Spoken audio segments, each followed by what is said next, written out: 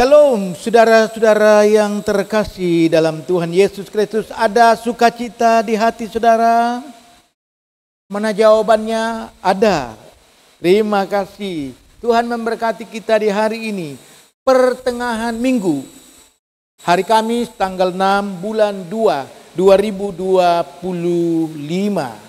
Saudara-saudara yang terkasih, kami menyapa saudara dari Gereja Kristen Protestan di Bali, Jemaat Kristus Kasih, BPI Fajar Kasih, Kota Denpasar, di Jalan Debes nomor 6. Bagi saudara-saudara yang baru pernah mengikuti program ini, kami menyapa saudara dengan sukacita. Kiranya Tuhan memberkati saudara dan kiranya saudara menjadi berkat bagi banyak orang. Mari kita awali program ini. Kita merendahkan diri di hadapan Allah, kita berdoa kepada Allah, dan kita mohon hikmat-Nya atas kita. Kita berdoa. Ya Bapa yang baik, pada hari ini, Kamis tanggal 6 Februari, kami mendasari seluruh hidup kami, mensyukuri hidup kami, mau melanjutkan hidup kami dengan membaca Alkitab, berfirman kepada kami, layakkan hamba-Mu di dalam nama Yesus, jadikan program ini saluran berkat bagi orang banyak. Amin. Saudara, ada dua teks yang kita hendak bacakan. Yang pertama dari Perjanjian Lama dan yang kedua dari Perjanjian Baru. Dari Perjanjian Lama diambil dari kitab Kejadian pasal 8 ayat 21. Dan dari Perjanjian Baru diambil dari Injil Yohanes pasal 3 ayat 17. Saya bacakan kepada kita. Berfirmanlah Tuhan dalam hatinya, aku takkan mengutuk bumi ini lagi karena manusia, sekalipun yang bukan hatinya adalah jahat dari sejak kecilnya. Kejadian 8 ayat 21. Yang kedua, Allah mengutus anaknya ke dalam dunia bukan untuk menghakimi dunia, melainkan untuk menyelamatkannya oleh Dia. Injil Yohanes pasal 3 ayat 17. Saudara, beri kemuliaan bagi Allah yang berfirman bagi kita di hari ini. Saya memberi tema. Pada hari ini saya memberi tema kepada saudara, yaitu Allah yang menyelamatkan.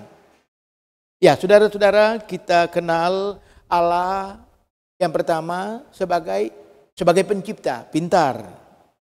Yang kedua, Allah pemelihara. Itu yang melekat pada makna Yahweh. Ya, Allah Yahweh, Allah Sang Khalik lebih tepat. Jadi Allah Sang Khalik itu, kata Khalik itu artinya Allah yang menciptakan, Allah yang memelihara. Lalu kemudian berikutnya pada zaman Perjanjian Baru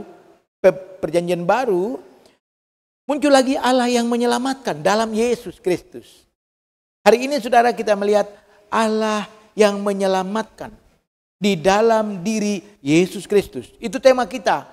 Allah yang menyelamatkan umatnya melalui Yesus Kristus. Kalau kita jabarkan tema ini secara lebih luas.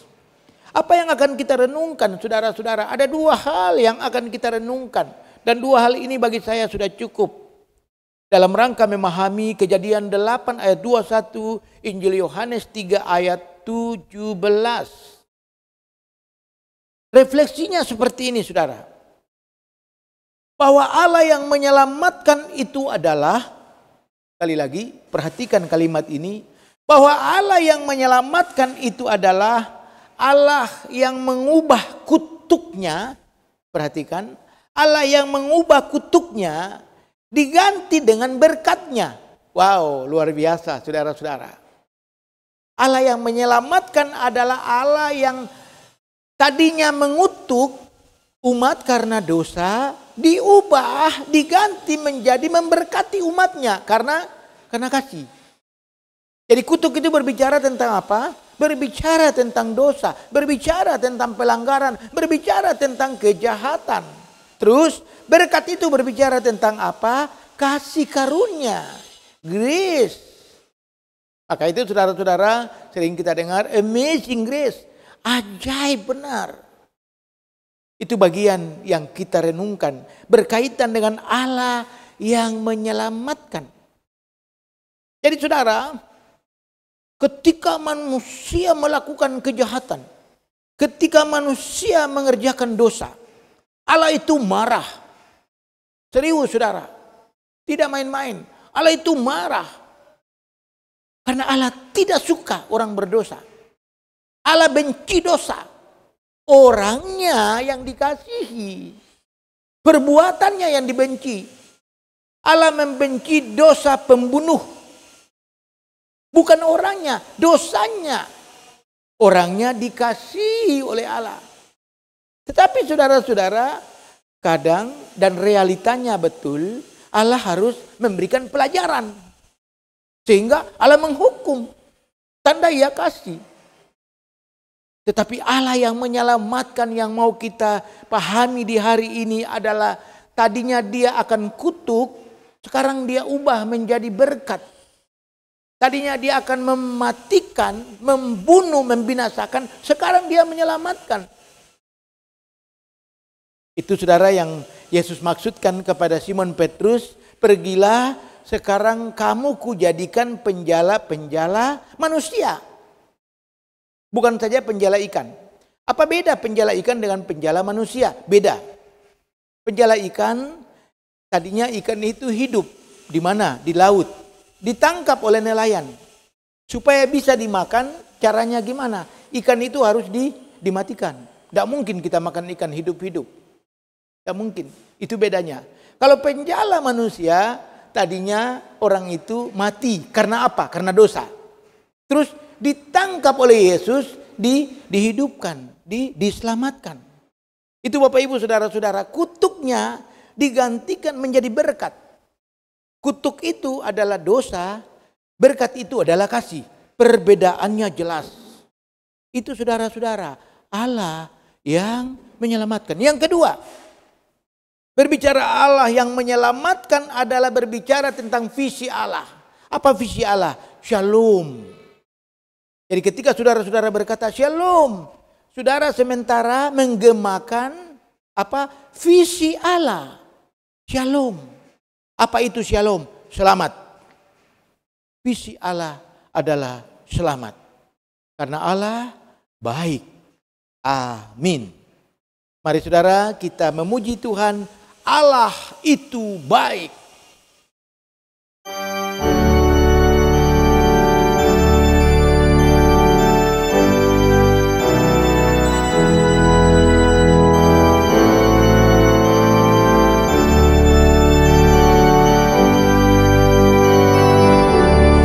Allah itu baik, sungguh baik bagiku.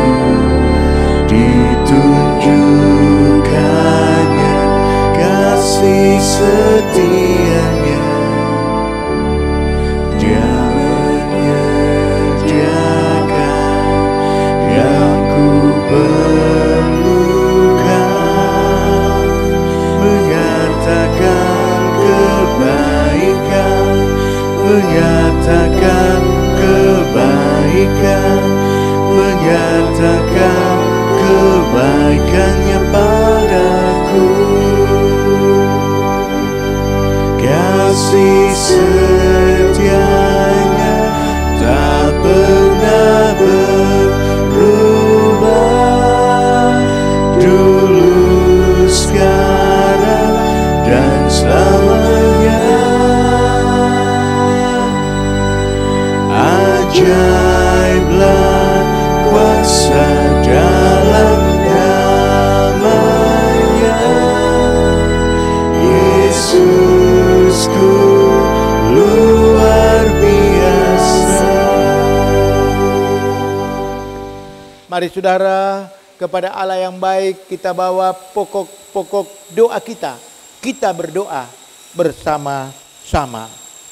Ya Bapa, teman-teman kami, umat-Mu yang sakit, Tuhan sembuhkan mereka, Tuhan jamah mereka. Yang berbeban, yang ragu, yang khawatir, yang putus asa, yang bimbang. Tuhan beri kekuatan kepada mereka. Berkati pekerjaan kami, berkati usaha kami, berkati pendidikan kami, dan berkati pelayanan kami. Dalam nama Yesus kami mohon Allah Tritunggal memberkati kami. Haleluya. Amin. Kita berjumpa di esok hari. Tuhan Yesus memberkati. Shalom.